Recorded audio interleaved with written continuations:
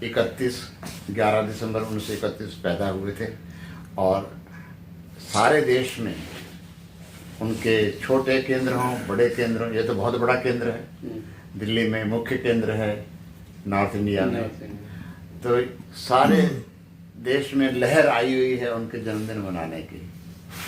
तो और ओशो ने तो कहा भी है कि एक बुद्ध पुरुष का जन्म वो आपको याद दिलाता है कि आपके भीतर भी बुद्धत्व है, आप उसको उपलब्ध कर सकते हैं, उस फूल को खिलाएं और सुवास सारे जग में फैलेगी।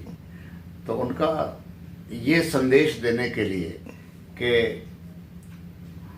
किस लिए, ऐसे तो जन्मदिन तो सभी के मनाए जाते हैं, पर एक बुद्ध पुरुष का जन्मदिन मनाना एक रिमाइंडर होता है वो कि जो संभावना उनमें विकसित हुई सब में विकसित हो सकती है। तो वो एक तरह से सम्यक स्मृति बन जाता है कि कोई भी जो ध्यान में उतरेगा, ध्यान करेगा, अपने फूल को विकसित करेगा, ध्यान के माध्यम से खिलेगा और वो दुनिया में उसकी सुवास फैलेगी। और आज तो बहुत ज़रूरत है इस बात को एम्फेसाइज करने की, इस बात पर जोर देने की बहुत ज़रूरत है कि ये जो हम संभावना अपने भीतर लिए हैं वो बीज ही न बन के रह जाए, फूल बने, खिले।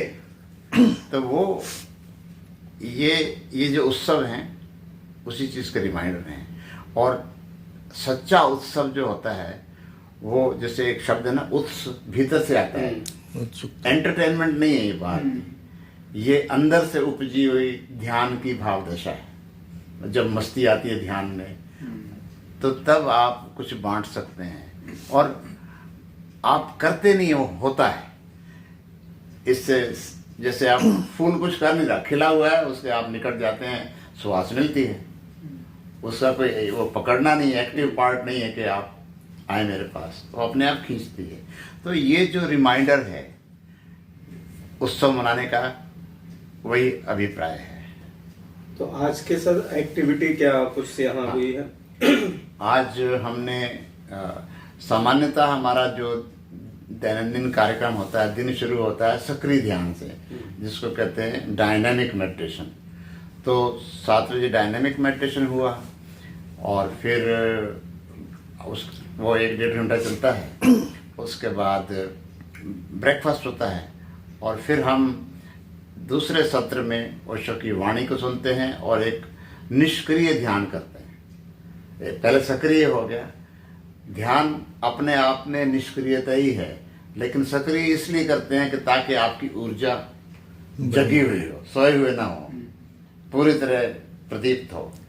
तो पहला सक्रिय ध्यान दिया ओशो ने, जो कि आधुनिक मनुष्य के लिए बहुत कल्याणकारी ध्यान है।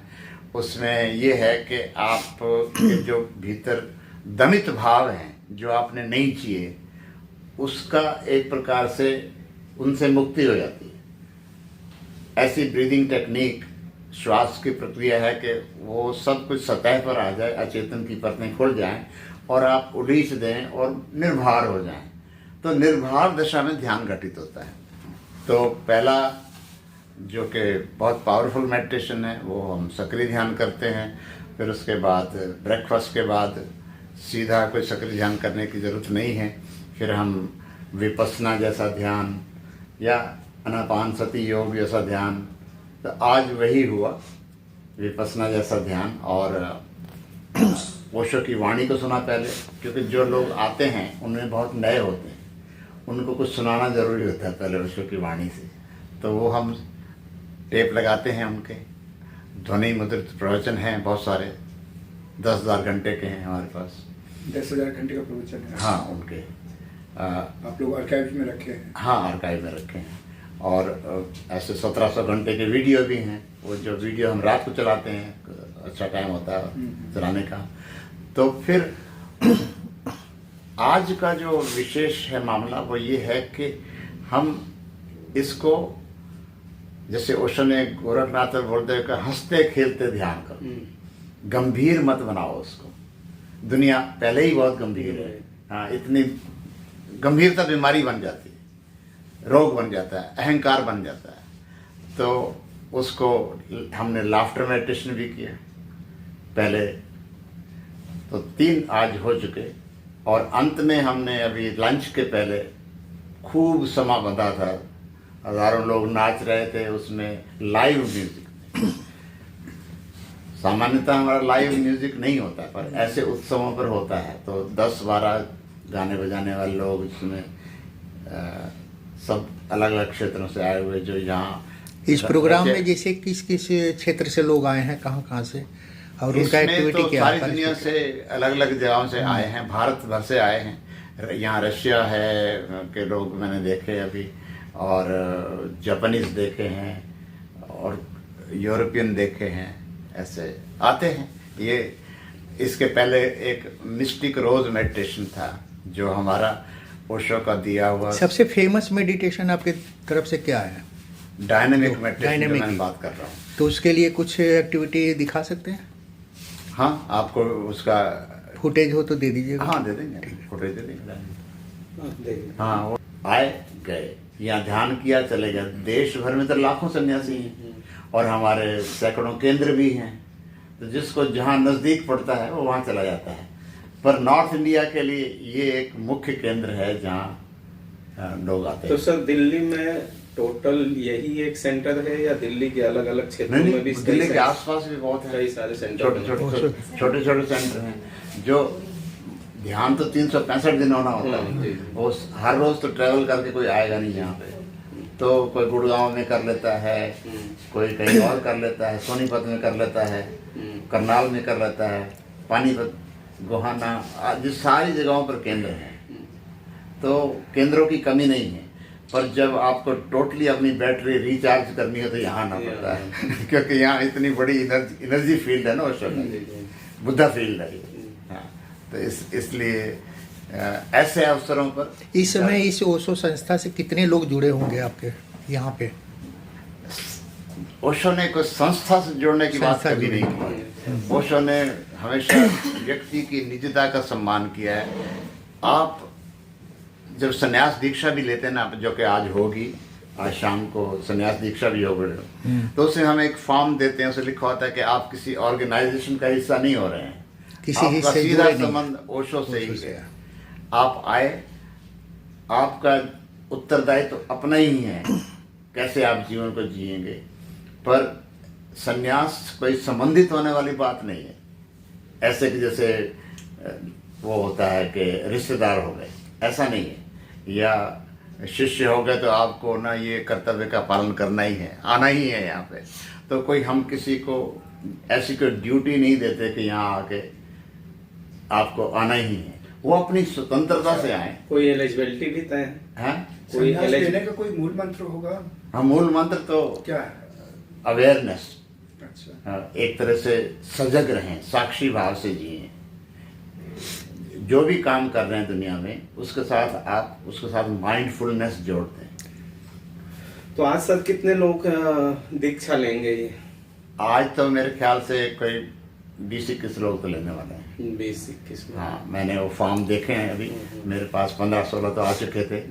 आगे शाम को कितने और ऐड हो जाते हैं। तो हमारी खबर ही यही बनेगी ना सीधा कि हाँ, सेलिब्रेशन के दौरान इतने लोगों हाँ, ने संन्यास, दीक्षा लिया। ओशो के नव संन्यास में दीक्षा होती है। सर, इसमें जो मेडिटेशन है उसमें क्रिटिकल क्या आएगी कि जो आप कुछ उनको देते भी होंगे प्रोडक्ट की मेडिटेशन में वो कंप्लीट हो जाए सही करने के लिए? उससे फिर से प्रश्न। मेडिटेशन होने में हाँ। कुछ आपके सामने क्रिटिकल चीज आई है जिसको हम एग्जाम करने के लिए कुछ प्रोडक्ट भी देते हैं?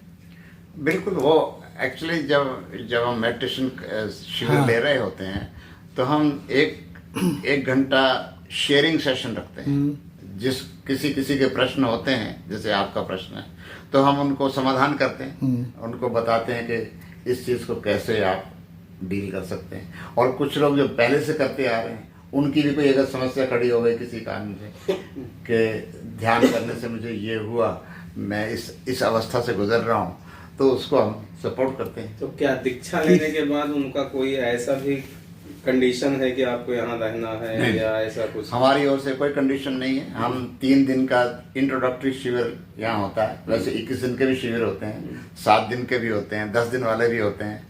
अभी पीछे 21 दिन का पूरा हुआ है एक शिविर, तो उसमें 100 लोग भाग ले रहे थे 21 दिन वाले में।